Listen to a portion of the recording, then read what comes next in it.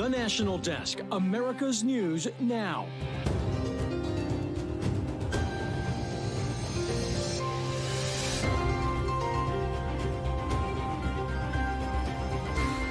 Indicted, Hunter Biden facing new charges. What this means for President Biden as he stares down his own investigations of possible wrongdoing. Floods, wind, and rain already rocking the Northeast days before landfall of Hurricane Lee. Can New England withstand another storm?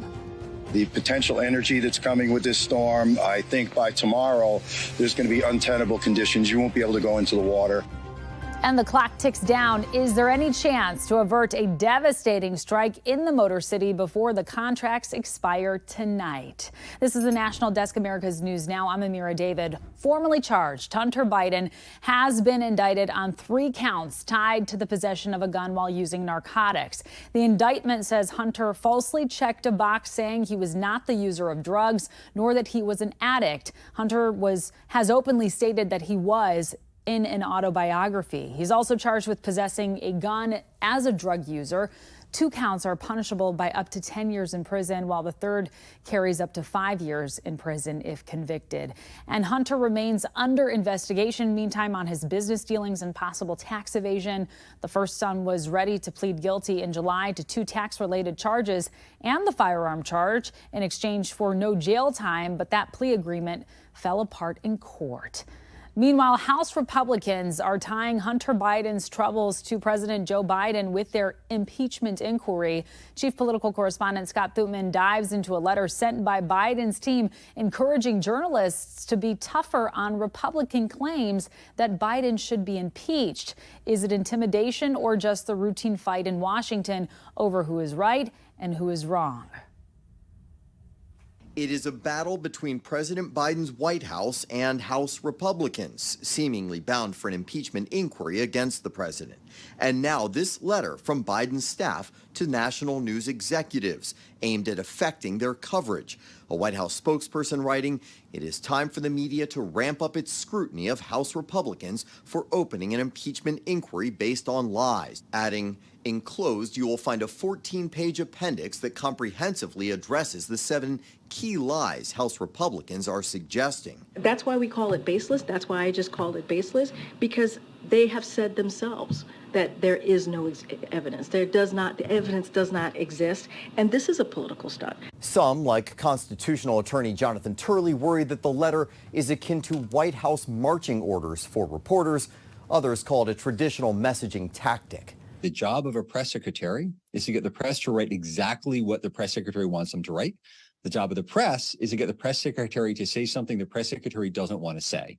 And the tension is where the news is. Former press secretary under George W. Bush, Dana Perino. This is the preview of working the refs, okay? And also, here's the thing. A memo like this should not necessarily have to come out because this, as a PR person, this is your job. One media critic posting, "This is not okay. The White House should not be encouraging, influencing, or interfering in the editorial strategies of America's newsrooms." Just last week, in a separate controversy, a court ruled the White House likely violated the First Amendment for trying to influence which posts about COVID social media companies should censor. And this latest fight over messaging unlikely to be the last. The White House is trying to shape that story. Speaker McCarthy is trying to shape that story. All the candidates are trying to shape that story. That's what we do here in Washington.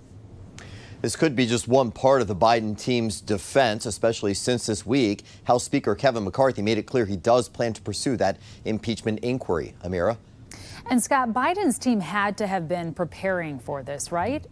Yeah, certainly. And CNN is reporting that this is what they're doing now, following a playbook that was really put together more than a year ago for this exact scenario. And one of the main goals there is to discredit the investigators. All right, more to come on this. Scott Thutman in D.C. for us. Thank you so much.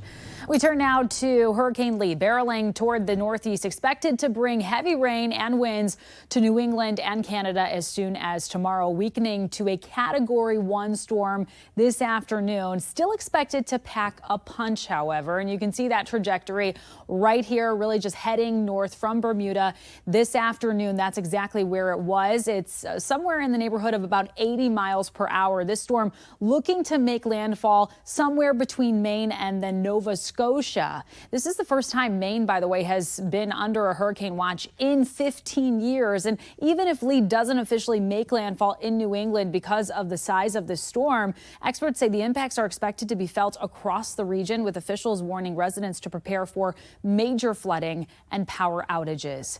The hurricane expected to hit as parts of the Northeast remain oversaturated by rain as is. Showers and severe storms pummeling the area throughout this week. Flood alerts were in effect as recently as this morning in Massachusetts and Connecticut. The clock ticks down 6 hours now until employees from Detroit's big three automakers are cleared to hit the picket lines. Ford, GM, and Stellantis have until 11:59 p.m. tonight to ink a deal that would avoid a work stoppage. But as of now, no labor contract has been agreed to. Michigan Democrats, they're weighing in on this impending strike. Strike, right? We know what that does to Michigan, but I think that, as someone who used to negotiate international agreements, you set the stage for these negotiations in the weeks ahead of it, and that's what's happened. And let's take a look at what's topping auto workers' demands right now. A 40% pay raise over 4 years. That includes a 20% jump right out the gate, pension benefits to all employees, expanded retiree health care, more paid time off, including a 4-day work week. Automakers' latest counteroffers, meantime, on wages are looking something like this. Ford offering a 20% proposed wage hike, GM also 20%, and Stellantis 17.5%. But with 6 hours on the clock, those familiar with the negotiations, they say a strike is imminent. The question is how widespread of a work stoppage is expected, with reports that only certain plants will initially be urged to walk off the job. Donald Trump will not be headed to trial in Georgia in October. This comes as Judge Scott McAfee separated 17 of the co-defendants from Kenneth Chesebro and Sidney Powell's speedy trial that will begin on October 23rd. Judge McAfee also indicated that further divisions in the trial schedule are possible due to logistical issues with court scheduling. The exact trial date for Donald Trump and his other co-defendants remains unclear. Well, one manhunt culminated in Pennsylvania yesterday, shifting more eyes to now focus on another happening in the Washington, D.C. area. Now in its 9th day, authorities are searching for escaped murder suspect Christopher Haynes. The suspect escaped police custody at George Washington University Hospital after he attacked the officers who escorted him to receive emergency medical care. The 30-year-old had just been arrested on murder charges in an August shooting. There's a $30,000 reward for his recapture. The U.S. is in the midst of what researchers are calling a fourth wave of the opioid crisis, and it's being driven by stimulants laced with fentanyl. The epidemic used to be propelled by prescription opioids and heroin. Now it's stimulants like cocaine and meth combined with fentanyl. A new study in the journal Addiction found such overdoses increased 50-fold from 2010 to 2021. Right now, a controversial new gun tax bill in California headed to Governor Newsom's desk. Assembly Bill 28 would impose an 11% excise tax on firearm retailers and manufacturers for the sale of guns or ammo. The bill aims to curb gun violence by taking the roughly $160 million a year in tax revenues and spend it on violence intervention programs, improving safety at schools and aiding law enforcement efforts to take guns away from people who are prohibited from owning them. But local firearm retailers believe it creates an unnecessary burden and could be unconstitutional. It'll be a burden. Small businesses already struggle with the taxes that we pay now, so this will be a very large tax. It's, again, overreach from the state of California. This is a tyrannical law.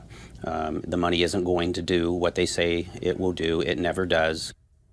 Governor Gavin Newsom has until October 14th to sign the bill into law. Meantime, in Michigan, the EPA monitoring air quality in Sheboygan. This after a fire at a paper mill on Wednesday. Massive clouds of smoke could be seen for miles. Residents were told to shelter in place until this afternoon. The fire chief said no employees or firefighters were hurt. Jury deliberations are underway in the trial of the final 3 men charged in a plot to kidnap Michigan Governor Gretchen Whitmer. Eric Molitor and brothers William and Michael Null have been charged with providing material support to terrorist acts. In closing arguments yesterday, a defense lawyer said his client should not be found guilty because of a lack of intent. Prosecutors said the men went out of their way to take part in this plot. The defense began presenting their case today in Texas, where Attorney General Ken Paxton's impeachment trial is taking place. Attorneys for the group of lawmakers prosecuting Paxton's impeachment rested their case yesterday. Paxton is accused of repeatedly abusing his power to help a donor and retaliating against whistleblowers. He faces 16 articles of impeachment and has denied any wrongdoing. Paxton does not have to testify in his own defense. All right, let's move now to breaking news that we're just learning. Ukrainian President Volodymyr Zelensky expected to visit Capitol Hill next week, planning the visit around the United Nations General Assembly. Zelensky's trip comes as Congress is debating providing as much as $21 billion in military and humanitarian aid for Ukraine. And coming up, with a strong job market and inflation lower than last year, polls show Americans aren't feeling it. We're going to take a closer look at why. Then, what new poll numbers from South Carolina reveal about the 2024 presidential race and why data from that state is so significant. And healthcare workers are sounding the alarm on a lack of beds for the country's most vulnerable people. Why so many facilities are closing their doors. We'll be right back.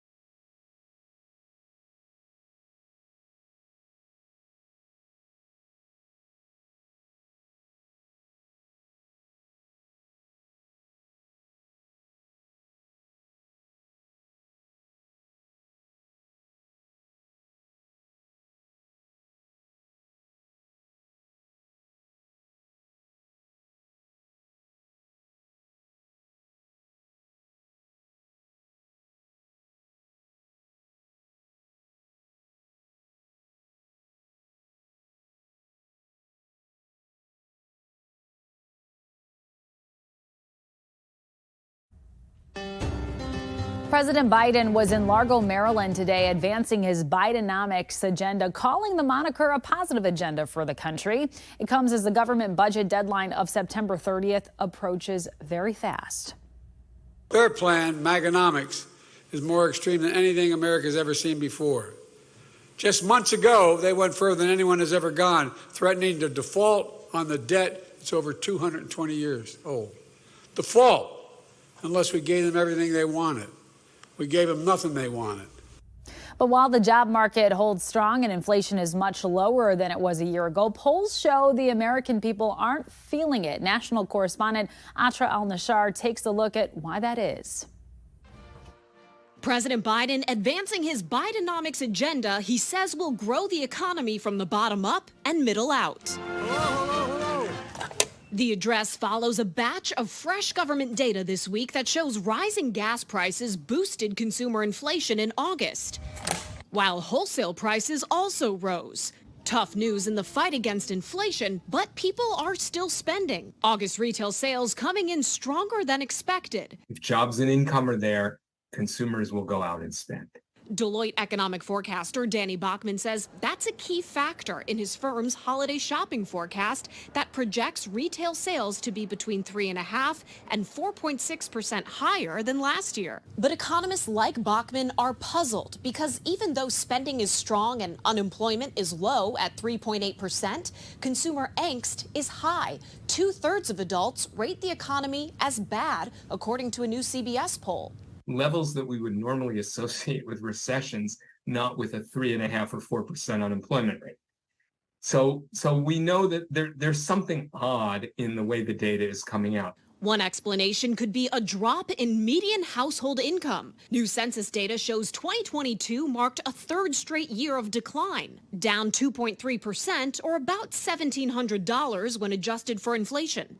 Looking ahead to the holidays, a bank rate survey shows people are stressed. We see a third of holiday shoppers worried about inflation. But Bankrate's Ted Rossman says this year they saw a smaller share of people who say inflation is changing their spending habits. I would caution, though, that there's a cumulative effect to all this, a cumulative effect to higher prices, higher interest rates. After a roller coaster 3 years with ups and downs for Americans and their pocketbooks, it may take a while for them to believe volatile times are over. In Washington, I'm Atra El-Najjar for the National Desk, America's News Now. Atra, thanks. Former President Trump is dominating in primary polls nationwide, but also in South Carolina, the state that historically dictates who the GOP nominee will be. A Washington Post Monmouth University poll finds 46% of potential Republican primary voters there, they support Trump. The state's former governor, Nikki Haley, she's the closest. She's at 18%, 10% support for their Senator Tim Scott, then a 9% backing for Florida Governor Ron DeSantis.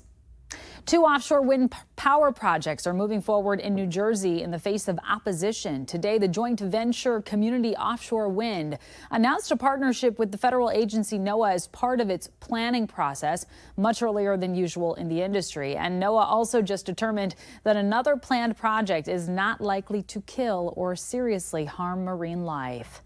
And the federal government is distributing more than $1 billion to hundreds of U.S. communities to plant trees. Today, the USDA secretary announced funding for 385 projects with the goal of reducing severe heat, improving people's health, and increasing access to nature. The money will come from the Inflation Reduction Act. New research, meantime, suggesting Gen Z could be struggling a little bit more than the millennial generation. A study from Gallup and the Walton Family Foundation found less than half of Gen Z Americans are, quote, thriving, while around 60% of millennials, they say that they were thriving at the same age. It also found Gen Z members are less likely to describe their mental health as excellent. We have reporters all across the country in your neighborhoods covering the issues that matter most to you. We're taking the pulse of America. I'm gonna let it dry for about 45 and then we'll be on our way, okay, darling? This is Jeff Mercer's 39th time donating blood. You ready for this one? Mercer says 10 years ago he was offered a free lunch, turning into a responsibility to help others. It's really just a sense of community, like trying to give back a little bit. You know, I've been pretty blessed, and I just feel a sense of to give back. Donations are down across the country, which is common around this time of year, according to the nonprofit, but lower than average turnout and back-to-back natural disasters are creating an urgent shortage.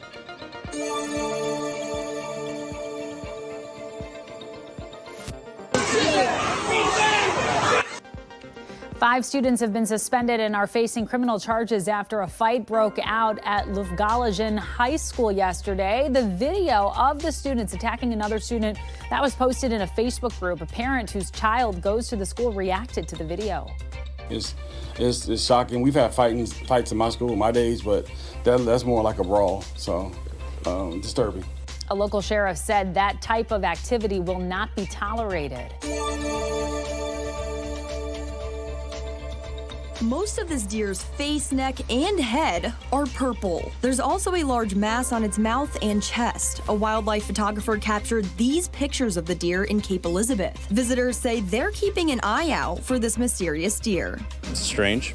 Sounds like something out of a cartoon. It really does. It's kind of sinister, just like seeing like a random purple deer come up, kind of like a bad omen or something like that. Difficult to tell. Spokesperson for the Maine Department of Inland Fisheries and Wildlife, Mark Laddie, says it's difficult to tell what condition this deer has, but it could be fibroma. Lab tests are the only way to tell what this deer has. Next, healthcare workers are sounding the alarm about a lack of beds for the country's most vulnerable people. Why so many facilities are closing their doors. We'll be right back.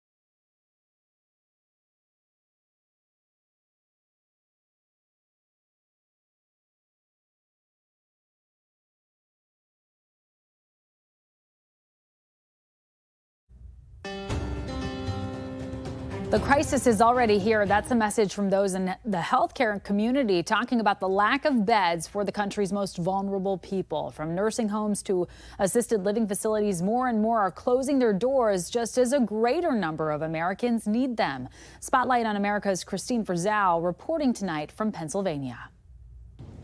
Just keep going. For Charlie Gingrich, a resident at Paxton Street Assisted Living Home in Harrisburg, Pennsylvania, bingo nights are second only to the days when the ice cream truck comes. They have Sundays, milkshakes. It's beautiful. It's really beautiful. Here, Charlie is able to maintain his independence while receiving mental health treatment and get weekly visits from his younger brother, David. If it wasn't for Paxton Street, I'm not sure what my brother's life would be like.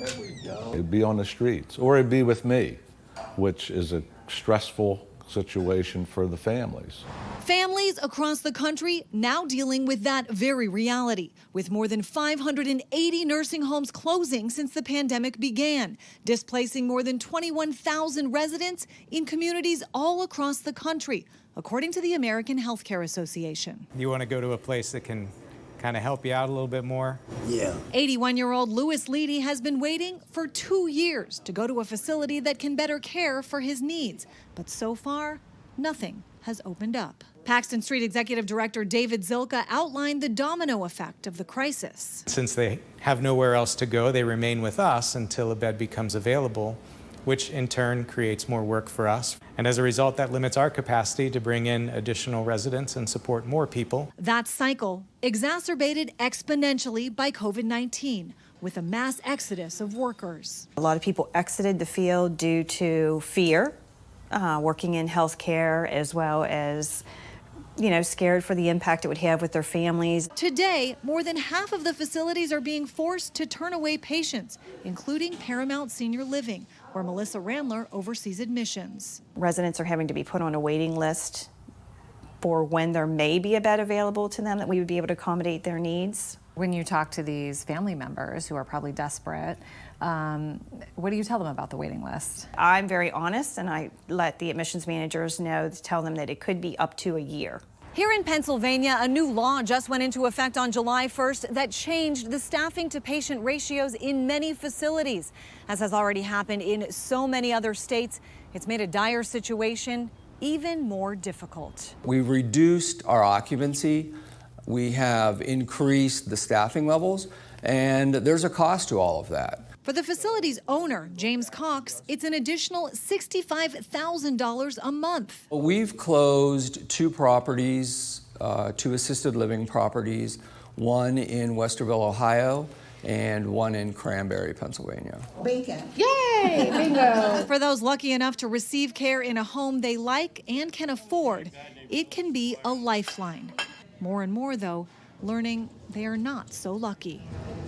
As a larger percentage of Americans grow older, many now looking ahead to an uncertain future. Some, like Lewis, forced to wait for care they may never receive. For Spotlight on America, I'm Christine Frizzau. Christine, thank you. Coming up, a new study is calling into question supposed evidence of extraterrestrial sightings, what it found, and what the head of NASA had to say about it. We're back in just 90 seconds.